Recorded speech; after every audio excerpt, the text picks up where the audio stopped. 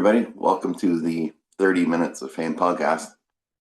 You might be watching this wondering why I'm here by myself, but I don't have a guest this week. So I'm going to share a little bit about my story for those who don't know, anyone who's just coming across this for the first time. But I'm Dave. I grew up most of my life in Newfoundland, lived with an amazing family. My parents were Salvation Army ministers, so we moved every 3 years all over Newfoundland. And then in 1994, we moved to Ottawa, Ontario. And I was at a mall with some friends and just hanging out in the food court, having a laugh, joking. And so I decided to go home. And I was walking to the bus stop. These three guys approached me and started trying to cause trouble. I had a nice jacket on. I don't know if they wanted it or not, but it's kind of a blank. But I remember one of them coming out with me. One of them put me in a headlock. And I felt something in my leg. And I horribly tried to defend myself. And I ended up being stabbed 13 times. 9 in the back. 2 on my leg were the most severe. A paramedic who I met 29 years after, Joanne, thankfully held the muscle in my leg together. That's how we got to the hospital. I needed reconstructive surgery. I had a doctor tell me I'd always have problems walking. I'd never run. And that was it. It was a life sentence. So I let that get in my head. I had to learn how to walk again. I'd watch TV and try and bend my leg on every commercial break, but I was on a couch for almost 6 months. And the good part of that, though, was I had student nurses. I mean, I'm only 18, but student nurses would come every day to change my bandages and tend to me. I always thought, who am I going to get today? But then I started drinking because I started having anxiety attacks, panic attacks. Anytime I'd see anyone that looked like those guys, I'd freak out. I didn't know how to deal with it, so I drank a lot. For a good 25 years. In 2007, I moved to Alberta, left my family back in Ontario. A friend had coaxed me to come out because there was so much work there. And I started going to the pub 5, 6 nights a week and doing crazy things, the karaoke, and people would laugh. Like, oh my God, you're so funny. You're so happy all the time. But I was dying inside and I didn't know how to deal with it. So I put on a lot of weight in those days, drinking 5 nights a week by the pitcher. And I was pretty messed up.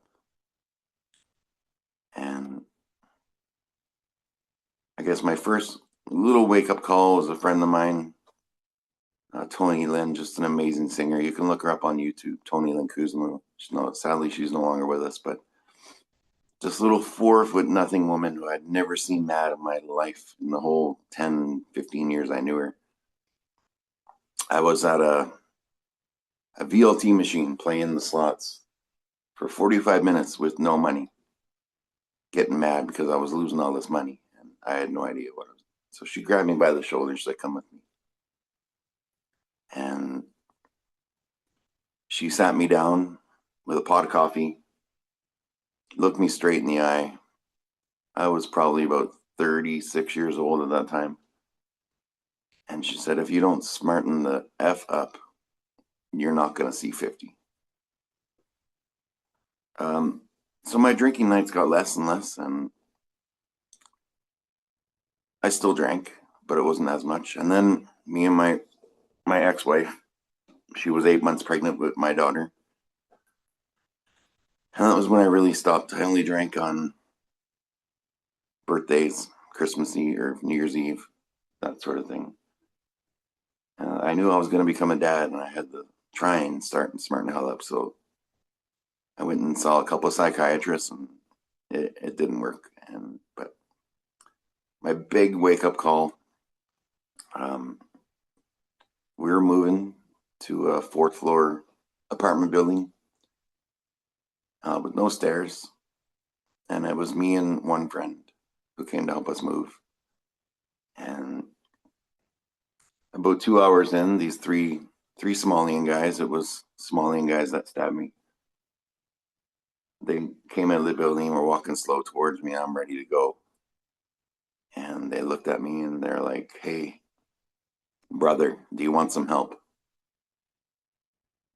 And that was my biggest wake up call in my life, to realize it wasn't all those guys that did that. It was three guys.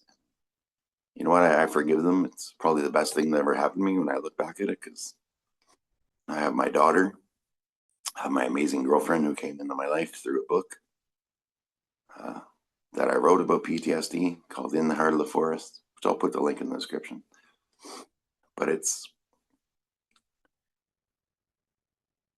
you never know. When you hit your rock bottom, looking back on things, you might think it's weak, but talking about it in 2010, this was 2 years before I became a dad. I was on my apartment patio, downtown Calgary, 11th or 12th floor. I just gotten home from a night at karaoke and I was 9 pictures in. I was just wasted. And so I'm standing on my patio looking down at all the cars going by. This was at Christmas. I had a little tiny Christmas tree about a foot high. So I was pretty depressed. Nobody knew. So I looked over the balcony. I'm like, would anyone even get a shit if I jumped off here? And I don't know if you're religious or not or what you believe in, but myself, it's like I felt something pull me into my apartment. And I passed out on the floor. I woke up with a half-eaten mama burger in my hand. I posted about that on Twitter, X, whatever, a few years ago.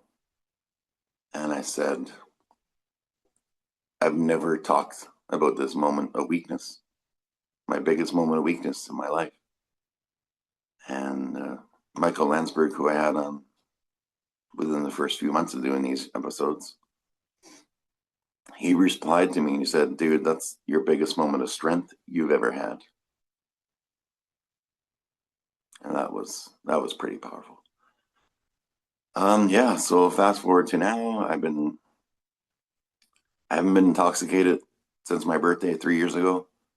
I call that sober. A lot of people say, "Well, you can't say you're sober," because I've had 6 beer in the last 3.5 years. But you know what? It was 1, 2, 3 were just a casual celebration with my girlfriend, Amanda, who's amazing. Just to say, hey, you know what? I can have one of these now and it's not an escape. It's just, to me, I've got no one to impress. I call myself sober because I haven't been intoxicated. Since my birthday, when my good friend Tony Lynn actually passed away on my birthday, the one that told me that if I didn't smarten up, I wouldn't see 50. That was 3 years ago, and maybe 4 years ago. I'm not sure. I'm sorry, but it's my way of knowing I'll never go back to that life, because on my birthday every year I think about her, and I think about my daughter, and I think about Amanda, my girlfriend. That's my lifeline. So if you're out there struggling, don't be afraid to reach out to someone for help. Some people, "Oh, you're such a pussy, you're such a pansy, talking about your feelings, crying." You know what? It's all right to do so. And yeah, just send me a message. My DMs are always open. If I can't help you, I'll refer you to someone. But anyways, if you'd like to be a guest on my show, send me a message. I'm pretty easy to find on every social media, just Dave Murr YYC. I'll put my contact link in here. But I've written a little song today because yesterday was the Let's Talk Day, which I take no part in anymore, just for reasons I won't get into. I think it's a sham, but talking about mental health is an all-around ear thing, and just reach out to someone. Just if you're struggling, just get through that next minute. If you're a former addict, just get through that next moment. the next sunrise, the next day, it's gonna come. Yeah, I hope you like the song. It's called "It's Okay." Have a great day. Be kind. Oh, and wait. On my shows, I ask everyone how many pigeons they could carry in a 100-meter race, so I guess I should answer that. I'm going to say about 10, because I would use someone else's try and just hold them by their legs and not harm them. Just carry them like that and squeeze maybe 3 or 4 in here. But yeah, just be nice, be kind, say one nice thing to one person every day. It'll change your life.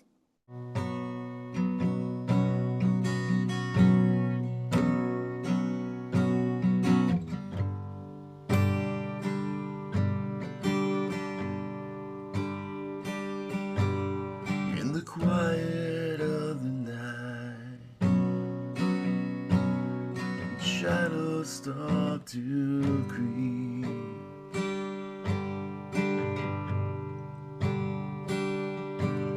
You carry heavy load,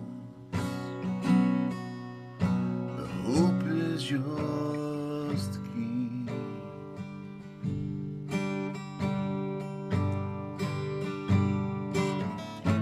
Wounds that time can't heal, calling out your name.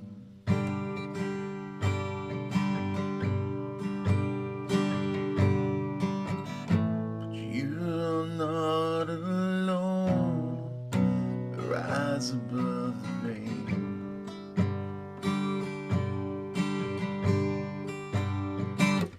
It's okay to ask for help. Let your voice be heard. Doesn't make you weak. It's strength in every word in the fight for peace. You're breaking through the night, speaking of mental health. Step into the light.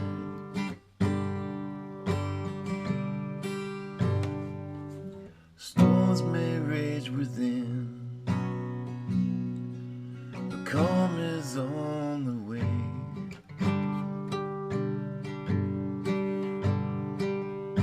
Pride can hold you back, but grace lights up the day.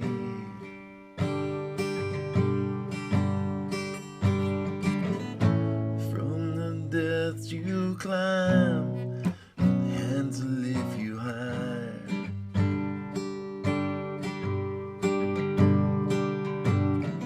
Together we are strong, open up the sky. It's okay, ask for help. Let your voice be heard. Doesn't make you weak. To strengthen every word in the fight for peace. You're breaking through the night, speaking of mental health. Step into the light.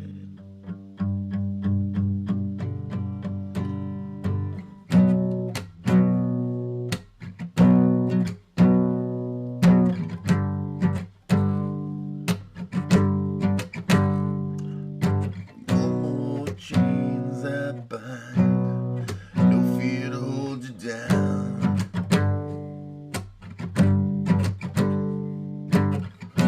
One step at a time, you wear that victor's crown.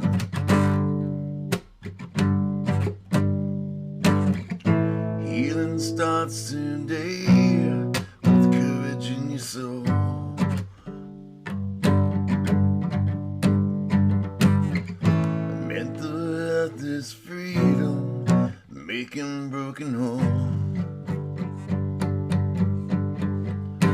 It's okay to ask for help. All the world to see doesn't make you weak. Set your spirit free in the line of hope. Unite and stand so tall.